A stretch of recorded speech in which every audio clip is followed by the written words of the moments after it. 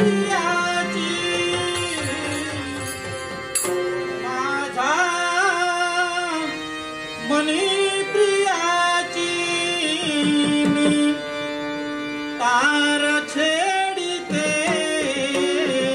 संसार मांडिते संसार मांडिते संसार मांडिते मी संसार मांडिते संसार मांडिते मी माझा मनी प्रियाची माझा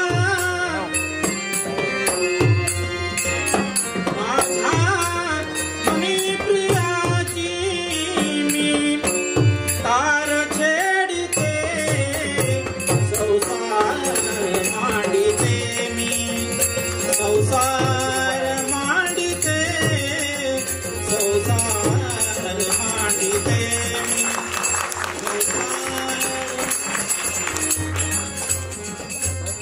काय कोणाच काय मेलं मला भलतंच फळ सुचलं आणि म्हणूनच तर स्वामींसमोर ती इच्छा प्रकट केली. काय तर म्हणे त्रैलोक्याची स्वामिनी होण्याची माझी इच्छा आणि बस ती माझी इच्छा पूर्ण करण्यासाठी माझ्या सौभाग्याचे धनी प्रत्यक्ष स्वर्ग साम्राज्यावर स्वार झालेत. काय होणार आहे कुणाचा कारण देवतांबरोबर संघर्ष करता करता जर देवतांनी माझ्या सौभाग्याला काहीतरी इजा केली तर नाही असं होणं तर शक्यच नाही. कारण मला ज्ञात आहे जोपर्यंत माझं पातिव्रत्य तेज सतेज आहे तोपर्यंत माझ्या सौभाग्याच्या केसाला सुद्धा धक्का लागणार नाही.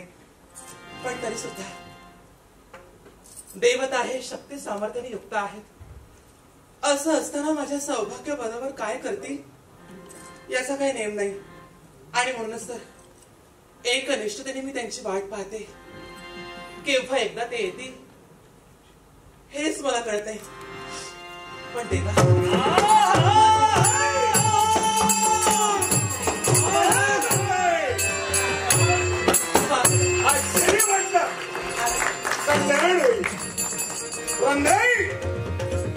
मलाही आश्चर्य वाटते ग. आपलीच वाट पाताळवन सम्राट कारणी महाराज यांची तृतीय कन्या तू राजवैभवात वाढली. गजांत लक्ष्मीत वैभवात वाढलेली असो तुझ्या स्वयंवरात देशोदेशीचे राज राजकर्ते आले. पण असं असताना सुद्धा एक धनहीन जलधार सागर पुत्र ज्याचं वैभव म्हणजे वालुकामय प्राण होईना मग त्यात तू माझीच निवड केली. हा विचार कसा काय केला याला सुद्धा कारण आहे. धनाच्या श्रीमंतीपेक्षा मनाची श्रीमंती मोठी असते नाही का. आणि तीच तुमच्या मनाची श्रीमंती आणि म्हणूनच तर माझी वरमाला तुमच्या कंठी अर्पण. म्हणूनच तुझ्या बापाला मी शब्द दिला होता तुमच्यापेक्षा सुखात ठेवीन असं मी सांगत नाही.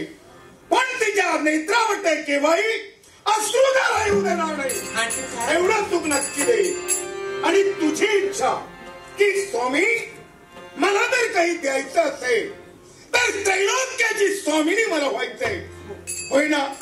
या तुझ्या इच्छेसाठी मी स्वर्गावर स्वारी केली. काय झालं माहितीये का देवनारा देवेंद्र महाराज यांचा आणि माझा संघर्ष झाला. ऐकून ज्ञात होत की देव कपटी आहे पण खरंच निघालं.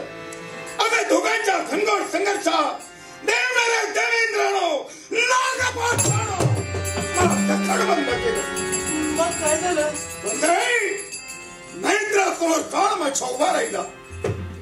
माझा बाप म्हणण्यास सागर संकट समय माझ्या बापाला मी हात दिली ग. पण माझा बाप आला नाही.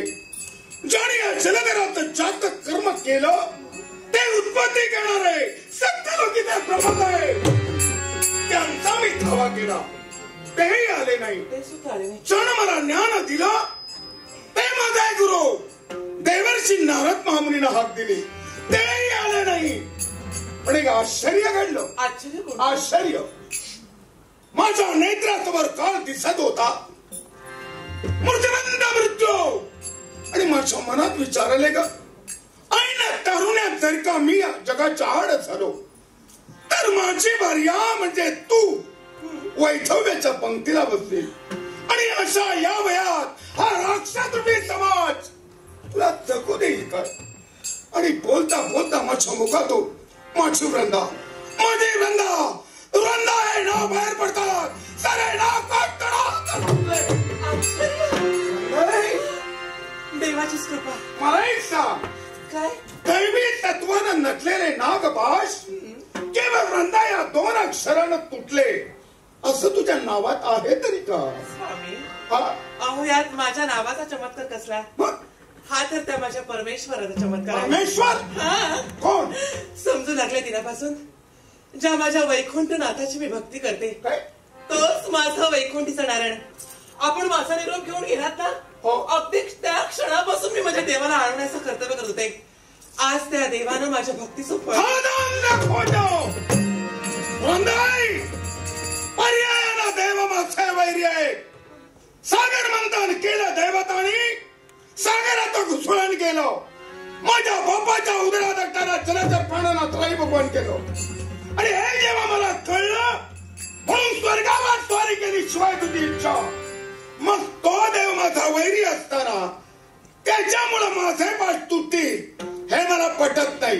स्वामी, आणि दुर्दैवानं आपला जरी विश्वास नसला तरी सुद्धा त्या भगवंताचाच चमत्कार आहे. कदाचित तसं जर असेल तर आता वंदे, तू माझी फारी आहे, मी तुझा नवरा आहे. तुला सुखात ठेविना माझा शब्द आहे. या क्षणापासून वैकुंठीच्या नारायणाचं भजन पूजन नामस्मरण तुला बंद करावं लागेल. असं नका बोलू, कारण माझ्या भगवंताच्या नामस्मरणाशिवाय माझं जगणं सुद्धा मला एक सांग, काय?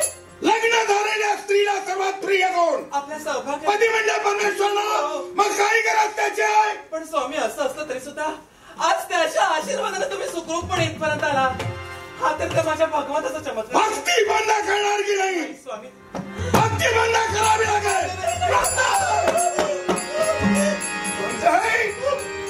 नवरा आणि बायको संसाराची 2 संसार रूपी रथाची ही 2 चाकं आहेत ग. एका एकमेकाच्या विचारानं वावरू लागलो तरच संसार सुखाचा होईल. विश्वास ठेव माझ्यावर, कशाची कमतरता भासू देणार नाही. पण त्याची भक्ती बंद करावी लागेल. नाही स्वामी, काय? माझ्या भगवंताच्या नामस्मरणाशिवाय आतापर्यंत अन्नाचं कण पाण्याचा थेंब सुद्धा मी कधी प्राशन केलं नाही. असं असतं भक्ती बंद करणार की नाही? भक्ती बंद करणार की नाही? माझ्या क्रोधाला चेतवणी देऊ नको. विचार करणार नाही नात्याचा.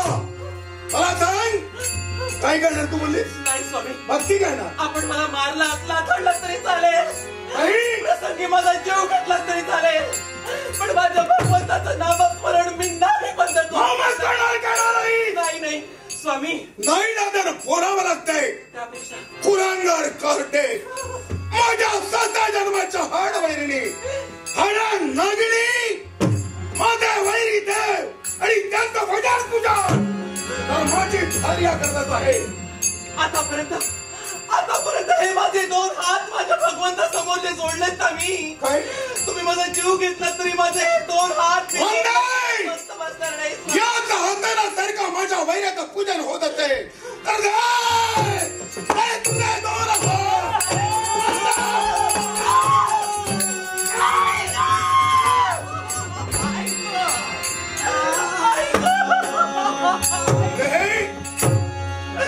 काय केलं?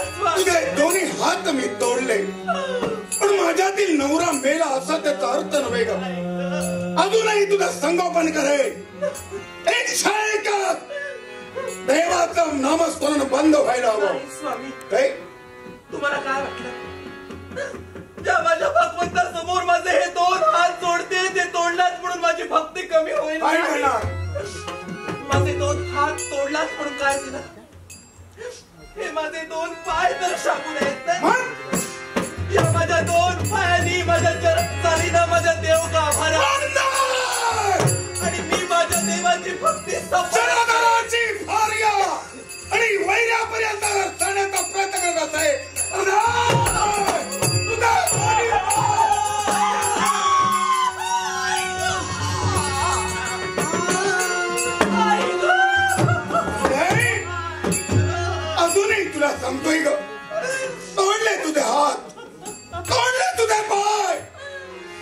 एक नवरा म्हणून संगोपन करे, इच्छा पूर्ण करे.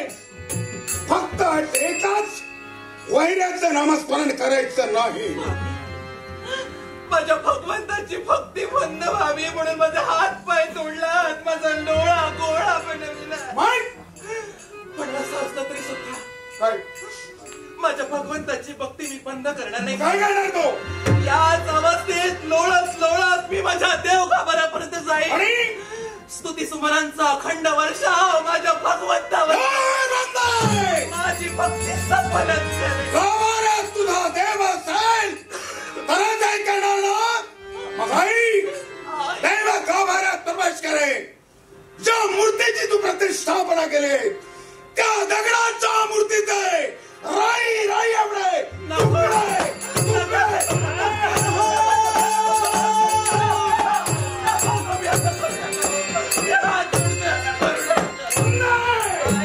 तुझ्या वैकुंठीच्या नारायणाच्या पोळसणात मी तुकडे तुकडे तुकडे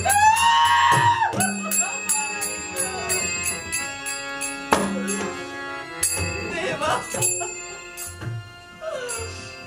माझ्या भगवंताची भक्ती बंद व्हावी म्हणून माझ्या सौभाग्यानं माझा लोळा गोळा बनविला. देवा, हा दिवस दाखवण्या अगोदर देवा माझे प्राण जर घेतले असते तर फार बरं झालं असतं. देवा, माझे हात पाय तोडलेत म्हणून मला वाईट वाटलं नाही रे. पण लग्न करून उभारल्या संसारात प्रवेश करत असताना माहेरून जी प्रतिमा तुझी देवा घेऊन आले त्या माझ्या देवाच्या प्रतिमेचे शतशः तुकडे माझ्या सौभाग्याने देवा. देवा, हेच का रे माझ्या भक्तीचं फळ दिलंस तू? हेच का रे माझ्या भक्तीचं सामर्थ्य ठेवलंस तू? कुठे आहेस देवा? देवा, झोपला असशील तर जागा हो देवा. उद्याचं मरण आज झालं तरी चालेल, पण या अंत समयी देवा गोड गळ्यानं देवा तुला आळवण्याचं कर्तव्य करते देवा. देवा, धाव माझ्या हाकेला धाव देवा, माझ्या हाकेला धाव. लागला गळा हा पाश पहा घननी, लागला गळा हा पाश पहा घननी. मी तुला कोसळी जाडू, मी तुला कोसळी जाडू, मी तुला कोसळी जाडू. लागला गळा हा पाश पहा घननी.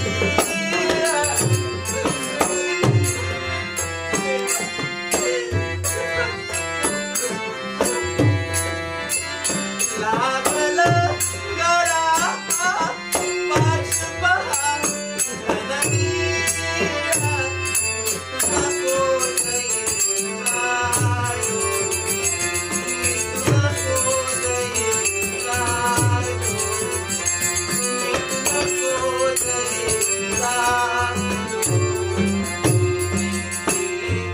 तुला कधी काळा तुला कधी काळा प्रलयाची आली वेळ, प्रलयाची आली वेळ. तुझे जागी भाव भक्ती मिळाला, प्रीत तुझे जागी भाव भक्ती मिळाला. लागला गळा हा पाश पहा घननी. मी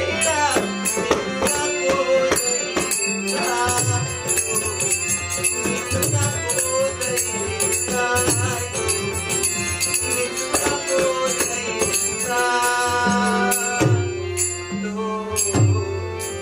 हे अवताराच्या देवते, हे पांडुरंग देवीचा पुण्य गंगे, हे मंगलमय देवीच्या मंगलमय देवते. हे हृदय, हा तुझा परमेश्वर आलाय. ज्या बालपणापासून हीच भक्ती करते. ही भक्तीची सफल ठरले. या मूर्तिमंत स्वरूपाचं दर्शन तुला देण्यासाठी मी इथपर्यंत आलोय. देवा, या अंत समय का होईना पण मला दर्शन देण्यासाठी देवा धावत आलास. हा, पण अभागिणी जन्माला आले. दुर्दैव माझं म्हणूनच तर देवा, जिथं तुझ्या दर्शनासाठी महामहिम महंत घडगोड अशी तपश्चर्या करून सुद्धा देवा हे तुझं दुर्लभ दर्शन नाही मिळत. पण आज मला दर्शन देण्यासाठी देवा तू इथं आलास. पण काय त्याचा उपयोग? तुझं दर्शन नाही घेऊ शकत मी. काय म्हणून? तुझं दर्शन नाही घेऊ शकत कारण माझ्या सौभाग्याने माझी अवस्था केली. माझे हात पाय तोडून माझा लोळा गोळा बनविला देवा. याच्यासाठी चिंता करू नकोस. यावेळी जेव्हा दैवी तेजानं तुला हात आणि पाणी पुन्हा शरतोय.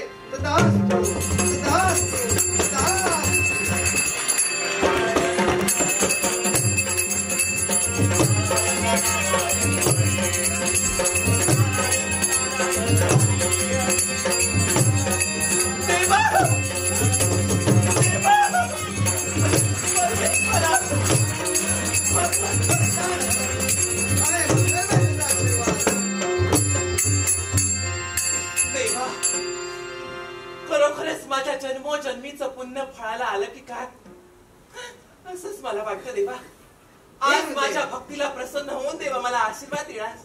अगं बालपणापासून तू एकांश भक्ती करते, मग त्या भक्तांना दर्शन देणं मला क्रमप्राप्त आहे. याच्यासाठी तुला स्वरूपाचं दर्शन देण्यासाठी शांती धामाचा त्याग करून इथपर्यंत आलोय. पण देवा, नाईलाज माझा आहे. काय म्हणून? या भक्तिनीची तुला एकच विनंती आहे. विनंती? अशी कोणती विनंती? माझं सौभाग्य तुला वैरी म्हणतं देवा. माझ्या सौभाग्याने जर इथं तुला पाहिलं असेल तर नको नको त्या शब्दाने तुझा अपमान करेल. तो अपमान माझ्याला नाही पावणार. तेव्हा जा देवा, देवा तुझ्या स्वस्थानी जा तू.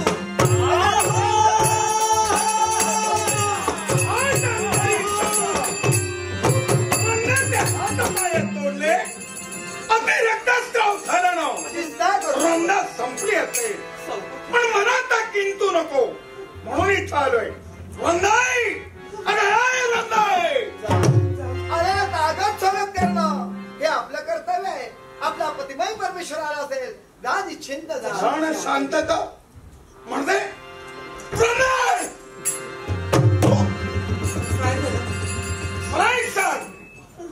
मी स्वतः तुझे हात आणि पाय तोडले मग मूर्ती म्हणता माझ्या समोर आता जीवरंगा उभी आहे. पूर्ववाद हे कसं काय? जिचे तुम्ही हातपाय तोडलात ना हा, तीच तुमची लाडकी बायको वृंदा आहे मी. ती कशी काय? याला सुद्धा कारण आहे. काय करण? माझा हातपाय पुनश्य कसे आले याचं नवल वाटतं ना तुम्हाला? बरोबर आहे. हे माझे हातपाय मला पुनश्य कुणी दिले? माझ्या देवानं मला दिले.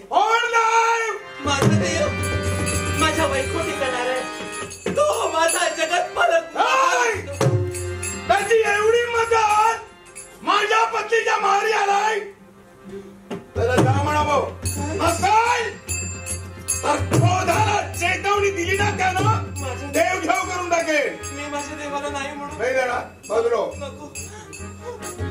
वैकुंठी जाणार आहे ना मी तुझी भक्ती केली आणि नाही तुला मी बोलविलं. मग असं असताना या माझ्या भार्याच्या महाली तू आला. अरे जलधर, ज्याप्रमाणे माझी भक्ती दिसताय त्याप्रमाणे दोघांना दर्शन देण्यासाठी मी आलोय. मला दर्शनाची गरज नाही. त्याच्या मुळाशी कारण जलधर तू आहे. हा, तो कसा? अरे देवाच्या देव गाभाऱ्यात तुझ्या धर्मपत्नीनं माझी प्रतिमा पूजेला लावली आणि त्या प्रतिमाचे तू अक्षरशः तुकडे तुकडे केले. हा मान्य आहे. त्याचे तुकडा वैकुंठापर्यंत आला म्हणून शांती धामाचा त्याग केला. साठी इथपर्यंत मी आलोय दोघांना दर्शन देण्यासाठी. मग आई या जर नारायणाचं पारायण होऊ नये इच्छा असेल तर इथून चालतो. देणार नाही तुला घालवावं लागेल. इथं शांती धामाचा त्याग करून इथपर्यंत आलोय. तो जाण्यासाठी नव्हे त्याच्यासाठी. हे रुंदे, इथं काय घडेल हे तू विनाशाला नेत्राने पाहून याच्यासाठी जा, स्वस्ताने जा, चिंता करू नको. जा. तू जर मला आज्ञा करशील तर मी माझ्या समर्थाने जाते. पण तुझ्या नेत्रासमोर हा माझ्या सौभाग्याचे धनी आहेत एवढं मात्र विसरू नको. तथास्तु, तथास्तु, तथास्तु. चिंता करू नको. तू जाणार नाही. हे जलधार, अरे विनाश काले विपरीत बुद्धी. जसा विनाशकार माणसाला सेवावाला तसे माणसाला विपरीत बुद्धी सुद्धा जाते. तसं ज्या जीवनात झालाय ध्यानी ठेव. नाही, या विश्वाचा पालन करता देव म्हणून तुला सारा जग ओळखते. पण या क्षणाला या जलधरा रूपी काळापासून आत्मरक्षण करणं तुला मी शोधीदार करते. अरे विनंतीने सारा जग जिंकता येतं, पण अहंकारामुळे जो नाश होतो तो अहंकार तुझ्या जीवनात उद्भवलाय. तो नाश करण्यासाठी हा वैकुंठ जाणार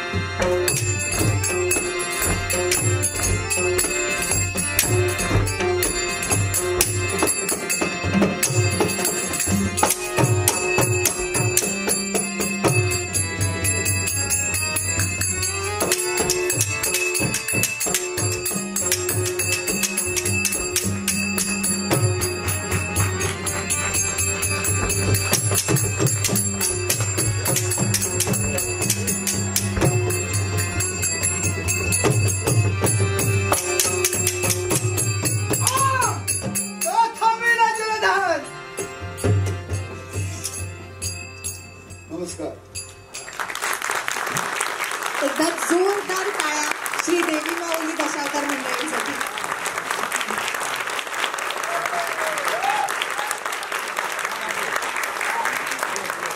मला सांगायला अत्यंत आनंद होतोय की ही सगळी मंडळी तुम्हाला आमच्या चित्रपटात पण दिसणार आहेत. आणि अगदी जेव्हापासून सुबोधच्या डोक्यात ही संकल्पना आली तेव्हापासून या सगळ्यांची मदत या चित्रपटाला लाभली आहे. तर त्याच्यासाठी खूप खूप धन्यवाद. नमस्कार. आम्हा कलाकारांचं आराध्य दैवत गणपती गजानन. शिवाय इथं सिनेसृष्टीतील अनेक नटवर्य नटसम्राट आहेत, त्यांच्याही चरणी मी विनम्र होतोय. शिवाय आम्हा कलाकारांचं जे उत्कर्ष होतात म्हणजे आमचे भाग्य देवता म्हणजे तुम्ही रसिक प्रेक्षक, तुमच्याही चरणी मी विनम्र होतोय. रसिको, वृंदा जलधर हा एक भाग आहे. याच्यामध्ये किमान 12 पात्र असतात आणि 3.5 तासाचं नाटक असतं. त्याचे एक भाग आम्ही तुम्हाला दाखवला. सुरुवातीला इथं काय होतं, विष्णू वृंदेसाठी जलधरासमोर पराजित होतो. मग जलधर त्याला वृंदेच्या महालासमोर आपला नोकर बनवून ठेवतो आणि जलधर स्वर्गावर स्वारी करतो. सर्व देवदेवतांना तो स्थानाभ्रष्ट करतो आणि कैलास पर्वती जातो. कैलास पर्वती शंकरावर सुद्धा मात करतो आणि शंकर सहित सर्व देव पलायन करतात आणि पार्वती माता शिवाच्या भेटीसाठी येत असताना ती याच्या जलधराच्या नजरेस पडते. मग जलधर तिच्या सौंदर्यावर मोहित होतो आणि तिच्या इब्रतीवर घाला घालण्याचा प्रयत्न करतो. तेव्हा ती चकून पळते. सर्व देव विष्णूजवळ येतात. विष्णू पाहिलं तर एक द्वारपाल होऊन आहे. मग ठरतं की आता मारायचा कसा. तर नारद मुनी म्हणतात की बाबा रे, याला कुणी मारू शकत नाही, कारण तो वरदी आहे. वर काय, जोपर्यंत त्याच्या बायकोचं म्हणजे वृंदेचं पातिव्रत्य ते सतेज आहे तोपर्यंत त्याला मृत्यू नाही. पर्यायानं विष्णूला सांगतात की हे तू कर. मग विष्णुदेव विचार करतो, अरे विश्वातील लाखो करोडो पातिवृत्य तेज जर भ्रष्ट करण्यासाठी हा तत्पर होईल, तर त्यापेक्षा विश्वकार्यासाठी एका स्त्रीचं शील भ्रष्ट म्हणजे झालं तरी चालेल. म्हणून विष्णू तयार होतो. तिकडे वृंदा वाट पाहत असते आणि विष्णू जलधराच्या रूपानं वृंदेसमोर जातो. तिथं पातिव्रत्य तेज भ्रष्ट करतो आणि तिथंच तो पूर्व रूपात येतो. वृंदेला हे कळतं. त्यावेळी वृंदा त्याला शाप देते की तू दगडाचा होशील आणि वेडा वेडा होशील. हा शाप दिल्यानंतर इकडे जलधरला सारेजण देव मारतात. त्याप्रमाणे मृत्यू आला त्याचा. आणि विष्णू विवळत पडलेला आहे, वेडा झालेला आहे. ती सती देते वृंदा त्याच्या राखीत लोळत असतो. मग देव विचार करतात आता काय करणार. म्हणून देव सर्व पुन्हा त्या सतीची आराधना करतात, म्हणजे वृंदेची आराधना केल्यानंतर बराच कालावधी लोटतो आणि वृंदा प्रगट होते सती रूपाने. आषाढ शुद्ध एकादशीला हा शाप दिलेला असतो आणि कार्तिक शुद्ध एकादशीला वृंदा प्रगट होते आणि त्या विष्णूला आपण वेडा आणि म्हणजे चितेतून उठवते, पूर्व शुद्धीवर आणते. त्यावेळी देव शुद्धीवर येतो आणि तिला विचारतो की काय तुला हवं ते सांग, मी देईन. तेव्हा ती आपलं सौभाग्य मागते. मग सौभाग्य मागितल्यावर देव घाबरतात. जलधर जिवंत झाला तर काय होईल. तेव्हा महाविष्णू सांगतो की बाबा रे, विष्णूने ज्या जलधराचा घात केला तो जलधर जिवंत करणार नाही, हिला एक दिवसाचं सौभाग्य देणार. आणि ते कसं, तर जिथं वृंदा सती गेली तिथं एक वृक्ष येईल, त्या वृक्षाला तुळशी म्हटलं जाईल. त्यानंतर प्रत्येक हिंदूवासी जण याची आठवण म्हणून आपापल्या अंगणासमोर तुळशी वृंदावनाची स्थापना करते. आषाढ शुद्ध एकादशी पासून कार्तिक शुद्ध एकादशी पर्यंत 4 महिने म्हणजे चातुर्मास ज्याला आपण म्हणतो तो. आणि द्वादशीला देव शुद्धीवर आला म्हणजे चातुर्मास पूर्ण झाल्यावर. म्हणून त्या दिवसाला महत्व ठेवण्यासाठी देव सांगतो की या तुळशी वृंदावनात उमा रमा सावित्री म्हणजे आवडी धात्री आणि मालती रूपाने येतील. अग्रस्थानी दिंडा म्हणून आपण त्याला म्हणतो, त्याच्या अग्रस्थानी शिव असेल, मूळस्थानी ब्रह्मदेव असेल आणि आपण स्वतः मध्यस्थानी असू आणि सर्व भक्त भाविक आपलं लग्न लावतील. त्या एक दिवसाचं सौभाग्य हे तू वृंदेला दिलं. आता देव प्रश्न करतात, अरे बापरे, ही जलधराची बायको, तू कसं काय लग्न करणार. हा म्हणजे अनुचित कृत्य आहे. तेव्हा पण विष्णू सांगतो की जलधर मी आहे आणि वृंदा ही लक्ष्मी आहे. आणि ती कशी, तर दानव सम्राट काल नेहमी याने भक्ती केली होती अमोभयताची की लक्ष्मीसारखी कन्या आपल्या कुलात जन्माला यावी. त्यामुळे लक्ष्मी अंश रूपानं वृंदा या नावानं जन्माला आली म्हणून ती लक्ष्मी. मग जलधर तो तुम्ही कसे. तेव्हा सांगतात की एक वेळ सागर किनारी शिवशंकर सारीपाठ खेळत होते. एवढ्यात नारायण नामाचे ललकारी ऐकू आले. आता नारद आल्यावर त्यांना मागची आठवण झाली. एक वेळ अशाच खेळामध्ये शिवशंकराला आपल्या लंगोट्यासहित सर्व कमवावं लागलं होतं. ते पुन्हा घडू नये म्हणून शिव पार्वती तो सारीपाठाचा डाव गुंडळून पळत असताना त्यांना घर्मबिंदू येतो खांब आणि तो घर्मबिंदू ते फेकत असतात अधांतर येऊन. हे विष्णूनं पाहिलं. शिवाचा घर्मबिंदू